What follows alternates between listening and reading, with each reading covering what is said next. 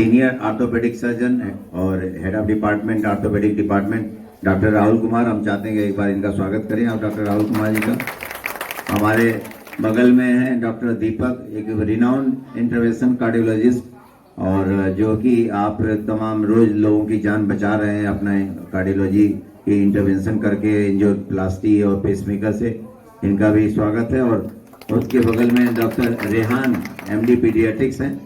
और हम चाहेंगे कि ये डॉक्टर, हमारी जो पूरी टीम है, बहुत समय नहीं लेके 2-2 मिनट बस एक अपना अनुभव, अगर ऑर्थोपेडिक्स डिपार्टमेंट में डॉक्टर राहुल हैं और उसके बाद डॉक्टर दीपक और उसके रेहान की अपने, अगर कोई HIV, जैसे वर्ल्ड एड्स डे है और पूरी दुनिया में आज वर्ल्ड एड्स डे मनाया जाता है, जागरूक करने के लिए लोगों को कि जागरूक किया जाए। और क्योंकि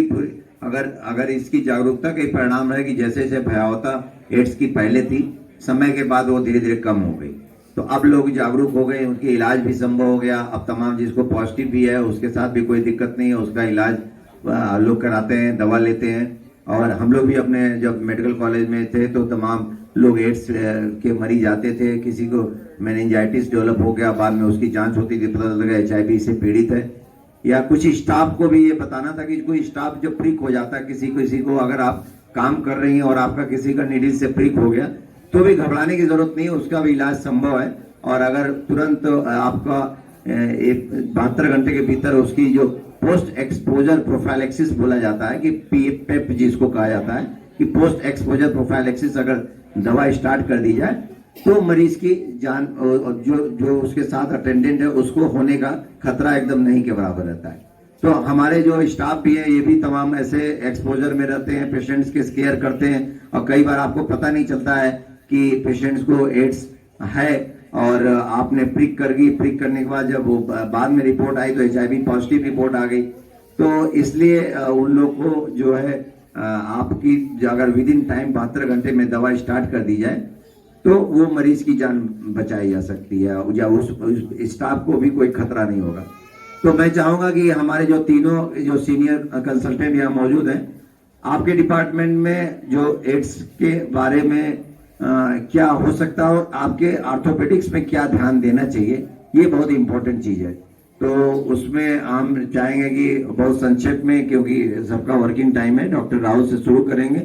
कि आपने जो ऑर्थोपेडिक्स के क्या सावधानी बरतेंगे। और जो कि प्रमुख सावधानी तो यही है कि एड्स ना हो और ना फैले। लेकिन अगर किसी का, ये हमारे यहाँ जो बहुत ही बड़ी सर्जरी ऑर्थोपेडिक्स में होती है या जो किसी का जरूरी है तो आपको करना है, या कई बार माँ जब संक्रमण होती है तो बच्चे को भी एड्स हो जाता है, तो डॉक्टर रेहान को भी ऐसे मरीजों से रूबरू होना पड़ता है कि अगर माँ को एड्स है और बच्चा हो रहा है, बच्चे को भी एड्स का संक्रमण हो जाता है, तो उसके लिए क्या करेंगे हम चाहेंगे संक्षेप में आप हमारे कंसल्टेंट बताएंगे। पहले हम डॉक्टर राहुल जो सीनियर ऑर्थोपेडिक सर्जन है उनसे अनुरोध करते हैं कि वो अपनी बातों को रखें और संक्षेप में बताएं। आज विश्व एड्स दिवस के अवसर पे शारदा नारायण हॉस्पिटल परिसर में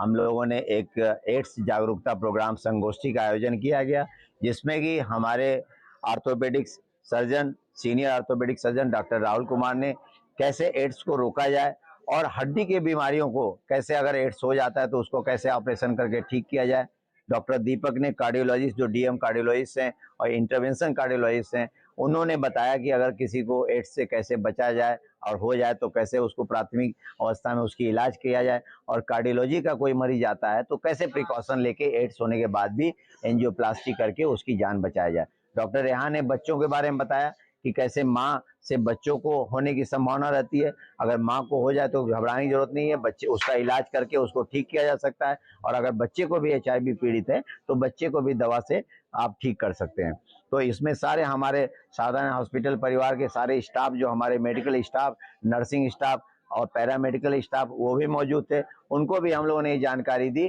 कि अगर कोई मरीज आता है तो उसकी अगर नीडल प्रिक हो सकती है, उसका कहीं इन्फेक्शन हो सकता है, उससे अगर स्टाफ को भी ट्रांसफर हो सकता है, तो अपने को बचाते हुए कैसे उस मरीज का अच्छी तरह इलाज किया जाए, इसके बारे में भी हमने उनको ट्रेनिंग दिया, एक प्रोग्राम दिया हम लोगों ने, बताया कि आप मरीज की सेवा करना हमारा परम धर्म है, लेकिन साथ साथ अपने को भी सुरक्षित रखेंगे तभी हम सेवा कर सकते हैं। अगर हम सुरक्षित नहीं रहेंगे तो हम सेवा कैसे कर सकते हैं। ये सारी बातें हमारे सारे कंसल्टेंट ने बताई, डॉक्टर्स ने बताई, और हम पूरे लोगों को जो यहाँ इस सभागार में उपस्थित है सबको हम लोगों ने जानकारी दी कि एड्स को जब से अवेयरनेस फैली है, जब एड्स आया था पहले तो बहुत बड़ी महामारी थी, अब लेकिन इलाज सरकार ने, हमारे सरकारी अस्पतालों में एड्स का इलाज आपको निःशुल्क होता है। आप अगर किसी कोई पीड़ित है तो वहाँ जाके उसका इलाज करा सकता है, उसमें कोई घबराने की बात नहीं है, कोई बीमारी से कोई शर्मिंदगी नहीं होनी चाहिए। किसी को अगर बीमारी हो गई तो अपने को ठीक करके वो बीमारी न फैलने दे, इस पे सोचना चाहिए उसको।